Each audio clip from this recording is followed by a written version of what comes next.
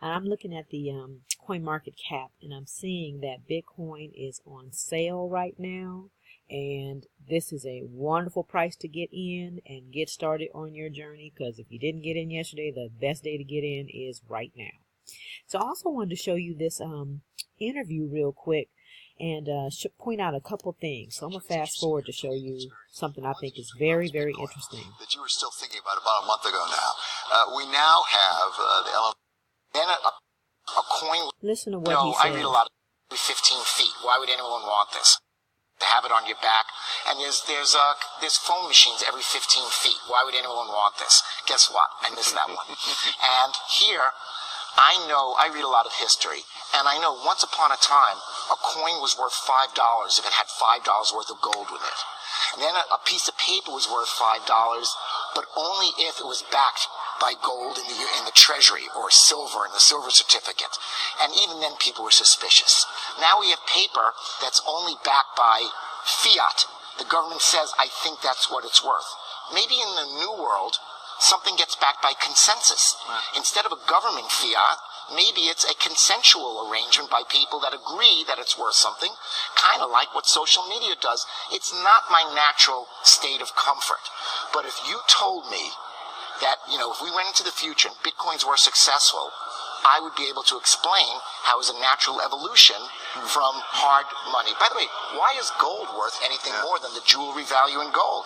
That's kind of a consensus that people have, because no government says, I'm going to pay you $1,300 an ounce from gold.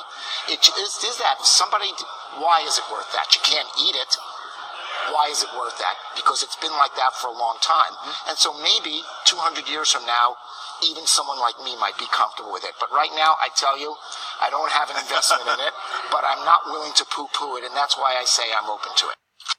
All right, cool. So that's one thing. So I wanted to show that because even though he is not into Bitcoin and doesn't really appreciate what it could do, he does understand that historically, things that were once of zero value and new, okay, they were new to the market, they were new to this, change was coming, and it took a while for many people, including himself, to adjust and appreciate the change that was coming. The first example he used was the cell phone, and he was like, why would anybody want to use a cell phone? They're heavy, they're this, you got pay phones every 5 feet. Why would people want to use a cell phone? And he said he missed that one.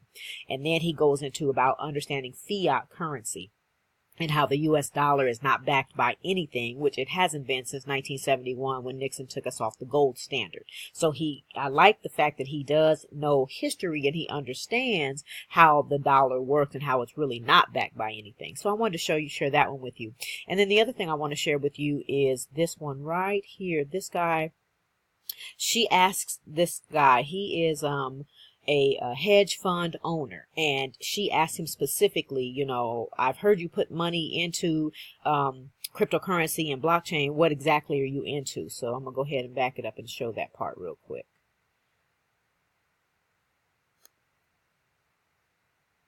Actually, a decentralized piece is so exciting right now. See if I can find that specific part.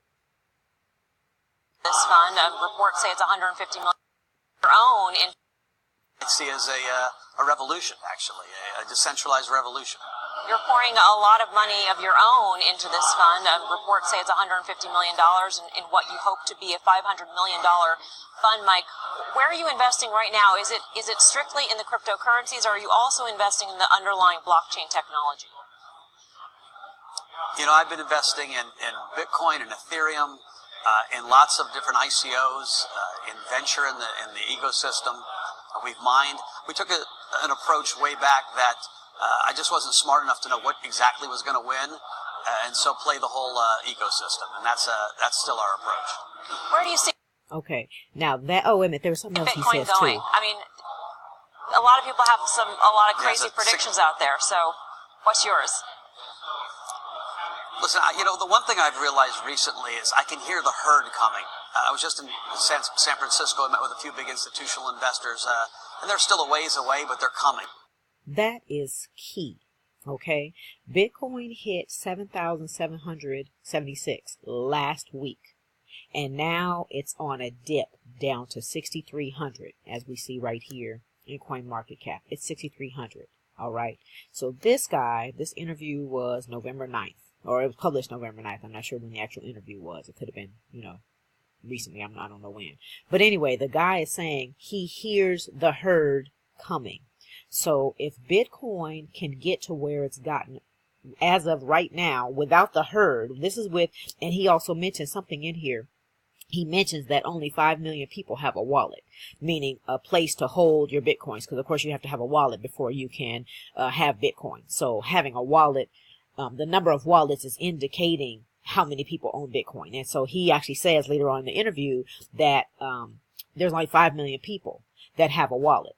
Now, in reality, those people are probably multiplied. That's probably not even 5 million individual people, because I personally have 8 wallets myself. Okay, so 5 million people have 5 million wallets does not mean 5 million people. There's probably a lot less than that if you count people like me that have 8 different wallets. So anyway, I'm gonna let you listen a little bit more.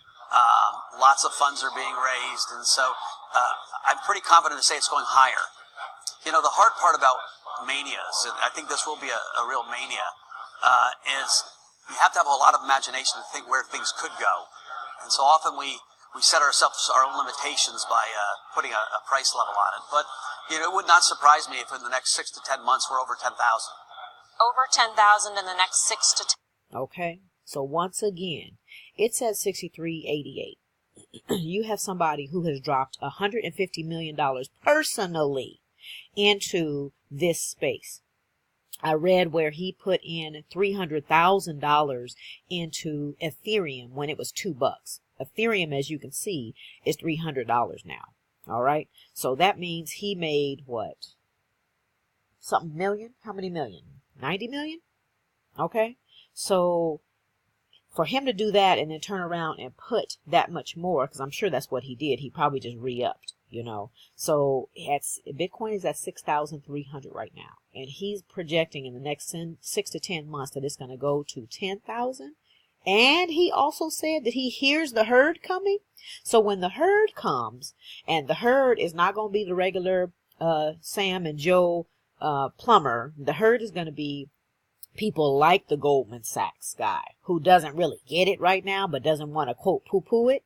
But when the main people hear it, the main people with money, and they come in, that's what's going to drive the price. And only after that is when your regular teacher and your regular cab driver and your regular Lyft driver and all those regular people, that's when they're going to get into it. But it's going to be too late. Not too late. I shouldn't say that, because you can always get in. You can always buy $50 worth of Bitcoin. You can always buy $100 worth of Bitcoin. You don't have to buy one Bitcoin and plop down $6,388. So I shouldn't say it too late, but by then the price is just going to be just crazy.